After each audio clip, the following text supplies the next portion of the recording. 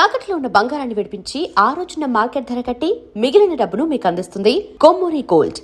అయితే ఒకరోజు మీ బర్త్డే అర్ధరాత్రి అయిపోయింది, బయట షాపులన్నీ క్లోజు.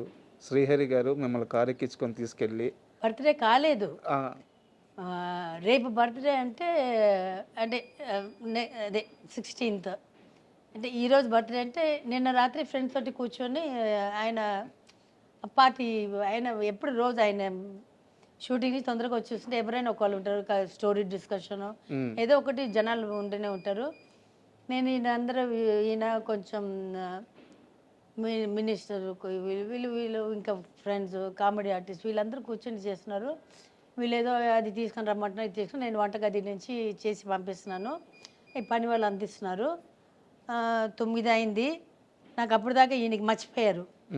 సరే చూద్దాం అనుకున్నాను. నేను ఆయన ఎప్పుడు నా బర్త్డే కానీ ఎప్పుడు ఏం అడగలేదు. ఎవ్రీ బర్త్డే ఆయనే నాకు కొన్ని ఇస్తారు.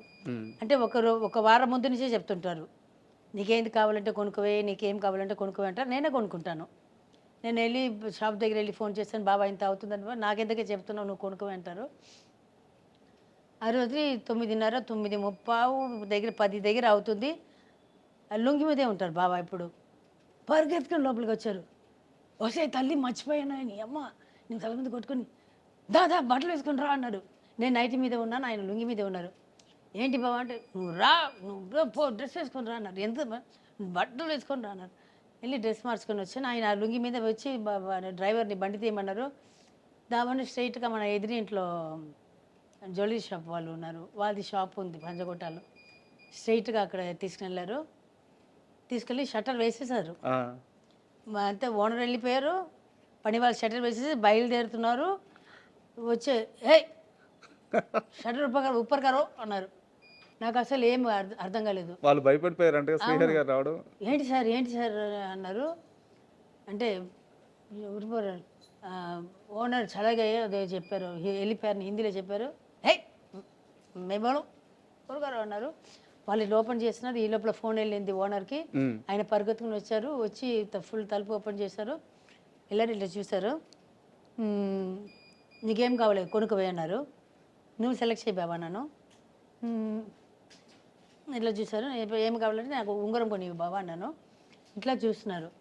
ఆయన అట్లాగా నువ్వు సెలెక్ట్ చేయి బాబా అన్న ఇట్లా ఇట్లా ఇట్లా చూస్తున్నారు. నేనేమో ఇట్లా కూర్చున్నాను, ఇట్లా నిలబడి ఉన్నాను. నిలబడి ఉండి ఇట్లా ఇట్లా ఇట్లా సైడ్ ఇవన్నీ ఉంటుంది కదా, ఎట్లా చూసుకొని ఎట్లా ఇట్లా ఇట్లా చూస్తాను. చూస్తే నా కళ్ళు ఆటోమేటిక్గా ఇట్లా పోయింది.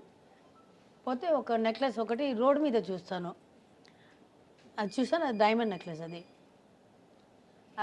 అట్లా చూసాను. చూసి తల మళ్ళీ ఇట్లా చూసుకొని వస్తే నేను చూసింది ఈయన చూశారు.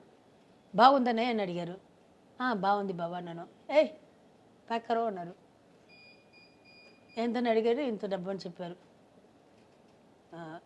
Okay sir. నేను చూసిన తర్వాత మళ్ళీ అక్కడ చూసా ఇంకొకటి బాగుంది. దాని మీద మళ్ళీ కళ్ళు ఇట్లా పోయింది. అది కూడా నచ్చిందా నేను అన్నారు. బాగుంది బాబా. దోణ ప్యాకరో అన్నారు. బాబా ఎందుకు బాబా, చేతిలో డబ్బులు లేదు, పైసా లేదు ఇద్దరు చేతిలో, ఇంట్లో కూడా డబ్బులు లేదు అనుకోండి. దోణ ప్యాకరో అన్నారు. అంటే ప్యాక్ చేశాడు. ప్యాక్ చేసి ఇంట్లో తీసుకొచ్చాడు. ఫస్ట్ టైం బాబా నాకు కొన్ని ఇచ్చిన డైమండ్ నెక్లెస్ అది. మరి ఆ పేమెంట్ ఎలా జరిగింది? అది బాబా చనిపోయిన తర్వాత కూడా ఒక ప్రాపర్టీ ఇమ్మని అప్పుడు కొంచెం బ్యాలెన్స్ ఉంటారు. నేను వచ్చినప్పుడు వచ్చిన ఆయనకి వాళ్ళు అడిగి ఎదురింటి పొద్దున కనిపిస్తుంటారు. వాళ్ళు అడగరు, ఆయన అసలు అడుగురు. ఈయనకి నేను ఎప్పుడైనా గుర్తు చేసా పంపేవే అంటారు, పంపిస్తాము అంతే. అంటే ఆయన ప్రేమది మిమ్మల్ని ఎట్టి పరిస్థితుల్లో మర్చిపోవు.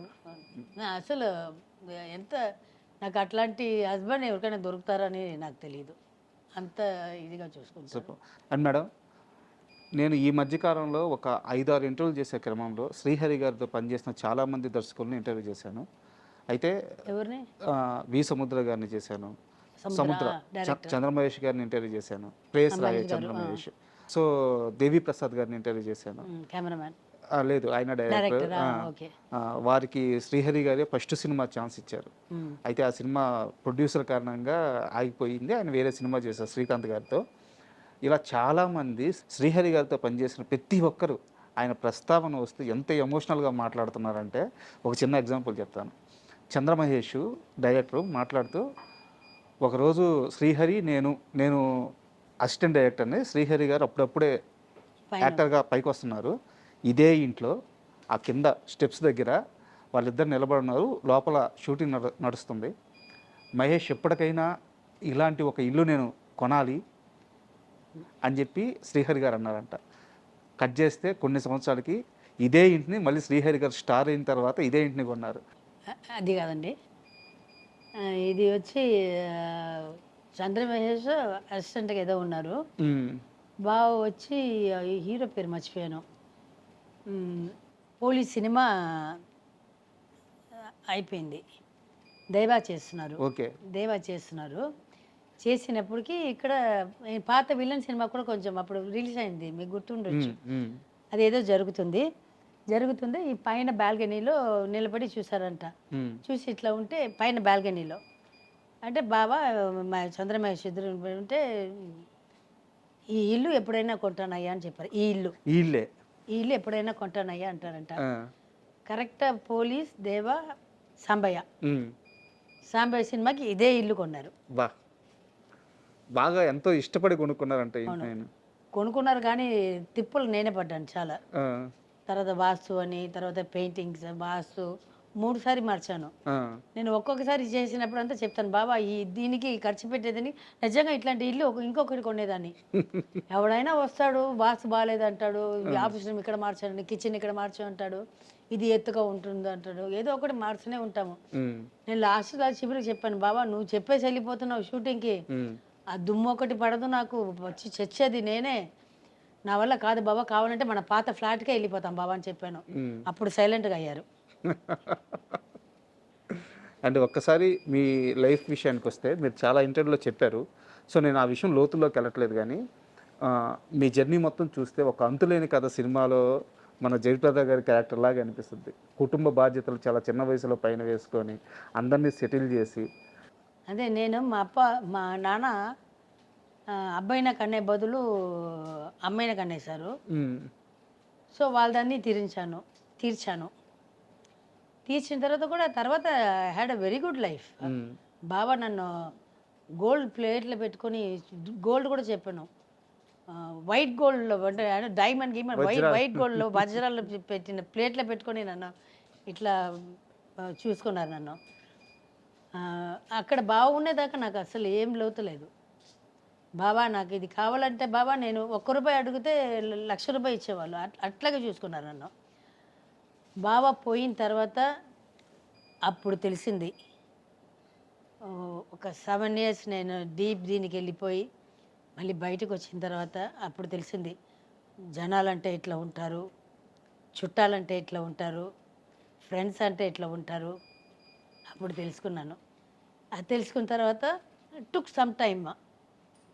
దాంట్లో నుంచి కూడా మా బావతోటి ఇట్లా ఉన్న వాళ్ళు ఇట్లా మారిపోయారే, అది ఆ బాధ నుంచి బయటికి రావడానికి కొంచెం టైం పట్టింది. ఇప్పుడు మనుషులంటే ఇట్లాగే ఉంటారు, మనంగా ఉంటాము.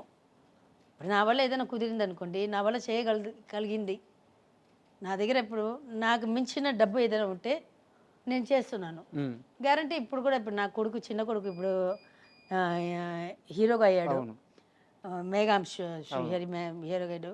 శశాంక్ ఇంకా కొన్ని రోజులు డైరెక్టర్ అవుతాడు, పెద్దబాబు. అయితే వాళ్ళు కూడా చెప్పాను, అదే చెప్పాను, కానీ నాన్నలాగా ఉండొద్దు.